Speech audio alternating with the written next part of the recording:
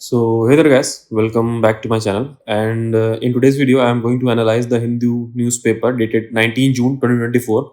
And I want to make sure that you had liked, comment, subscribe to my YouTube channel. And so let's get started. So the important articles that catches my eye glimpse are train collision in West Bengal. We are going to talk about the recent train collision that has happened in West Bengal and what is the Kavach system that has failed to the northern railways. And we are going to talk about the economic decoupling and then the fall of Bahujan Samajwadi Party. I know it is a political neutral video, but still we are going to discuss the brief of that and how does H5N1 influenza going to pose a threat to humans and how the Himachal Pradesh can fight against forest fire. You know the recent forest fire incidents that are happening in the Himachal Pradesh, so we're going to discuss that. So without wasting our time, let's get started. So let us start with the first article, that is Railways backs out of human error claim, toll cam suit and. You know the recent train accident involving a Kanchenjunga Express and a goods train in Darjeeling district of West Bengal, in which there is going to be a death toll of 10 according to the government. I don't know the exact figures. And the railway say that it is going to be basically because their cover system, okay, their cover system is not working. What is the cover system? Cover system, you can say basically it is an anti-collision system. Anti-collision system that has been developed by RDSO. That has been developed by RDSO. Or you can want more information, you can basically look into the Wikipedia for that. So the railway basically said that their cover system was not working, so they have to basically rely on what human system. And there is going to be an initial blame on the driver of the good train which had been diseased. This include 3 railway employees, the driver of the good train which had been blamed for the accident, the guard of the Kanchenjunga Express, and a railway mail service employee traveling. Okay, but the commissioner of railway safety will begin an inquiry into the cause of the accident on Wednesday, even if the northern railway said that it is basically due to the fault of what human. So basically what does happen in the human system, there is going to be a driver, it is going to signal the next driver and the process goes on, okay, ranging from a train to train. So if there's going to be an error in this driver signal, there's going to be a error in this, and then so on, the error will continues, and this led to a what accident according to what northern railway system. But how the commissioner of railway safety is gonna agree to that, and how is gonna confirm the case. Okay, so now moving on to the another one, editorial section. Okay, so in editorial section, I don't think it is important from a examination point of view. The boomerang effect is the general election and how, because in this the author talks about the BJP's agenda of BJP's agenda of what using Hindu to, you can say basically, to get a vote share of bank, but instead of using them, they polarize them. Okay, they have proved the Hindu politics and end up polarizing Hindu instead of uniting them. Okay, you know the recent defeat of Bharatiya Janata Party in Ayodhya, in which they lost their seat. So their caste politics resulted into a what polarizing one. So in this article, the author talks about that only. So you, if you have a doubt in your mind, you can basically look onto that. So I'm not gonna discuss this article. It is not important from an examination point of view. It is only important if you have to fight a mouth battle with what your elderly uncle. Okay. So the next article that catches my eye glimpse is that the high cost of a global economic decoupling. So this article is very important from your examination point of view, your international relation point of view examination. Okay. So what does the decoupling mean? Decoupling mean nothing but to detach two objects. Okay.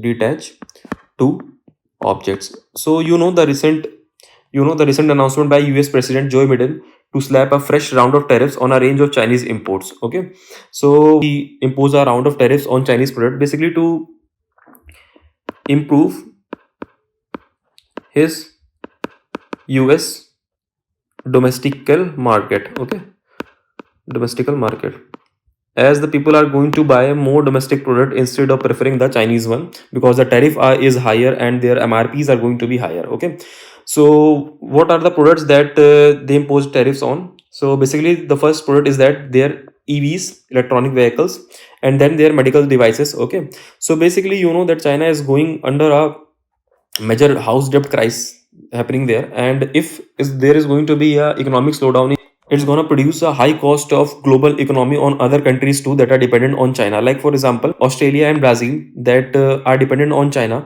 Because their exports are going to be used as community in China. For resources, countries such as Australia and Brazil, a slowing Chinese economy will not only hurt their exports in various commodities but also create a downward pressure on iron ore prices. Okay, so you can basically say that if there is going to be a US and China decoupling, if they are going to be separated by these tariff section, or you can say by these small minded steps, then there is going to be a high cost is going to be paid by the global economic countries. Okay, like the countries that are dependent on China.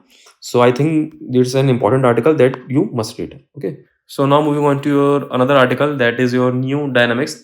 In this author basically talk about the G7 countries. If you don't know the G7 countries, you have to refer to my previous video and then come back to it. And here the author talk about that they had formulated a plan for IMEC and to give what $50 billion to Ukraine, but they haven't reached a constructive map, or you can say they haven't drawn any constructive map how to do it. They just declare in their communique to give the pathway to the IMEC and also to construct what their 50 billion aid to Ukraine, but they haven't declared how to do that. Okay, so other talk about it that we have to be very particular about that. Okay, so you can basically see what is the goal of that. And if you want to know more about this, you can refer to my previous video, what is these 7 countries and how they work. So now moving on to another article, that is your drastic decline. The decline we are talking about is what? Your Baspa party, basically your Mayawati party.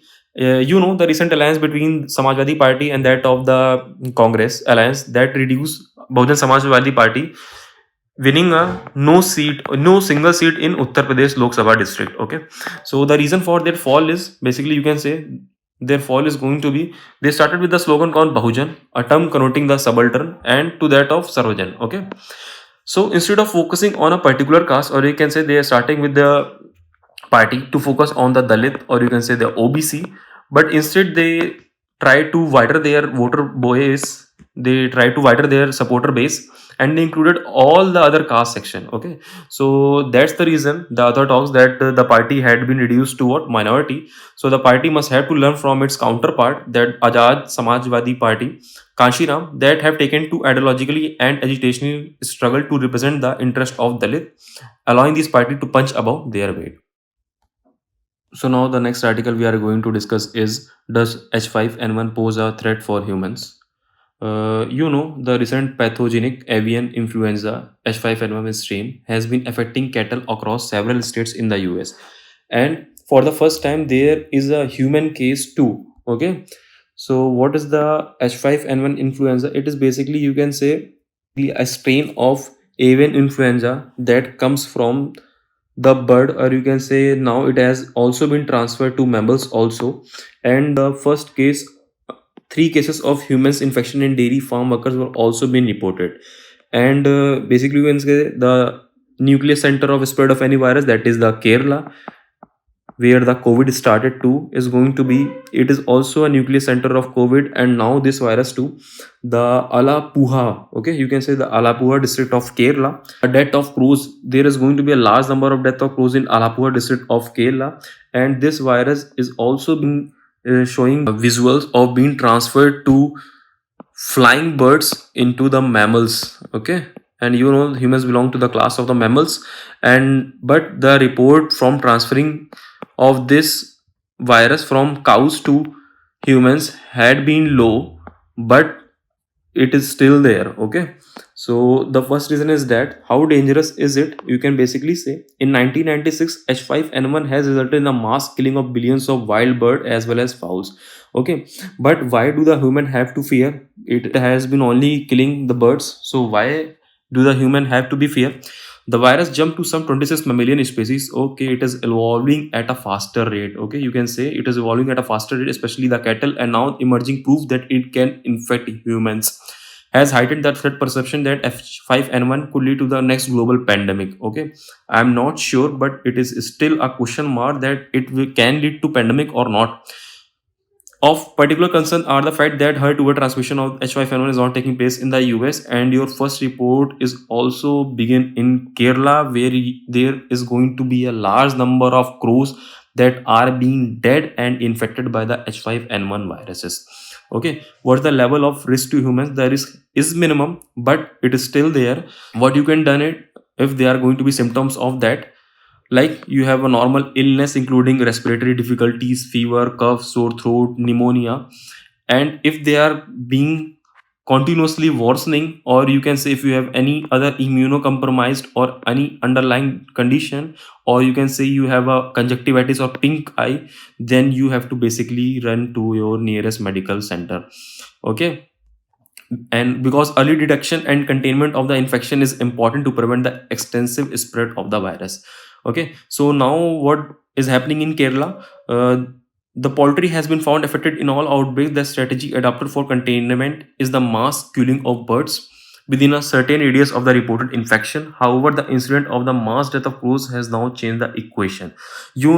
This virus infect the fowl and birds and some species of the mammals too, and the viruses are going to evolve at the faster rate you can ever imagine. So there is not a time left, so it can also try to be into the host of human body. People who have livestock and birds at home, so what are the safety measure for you guys?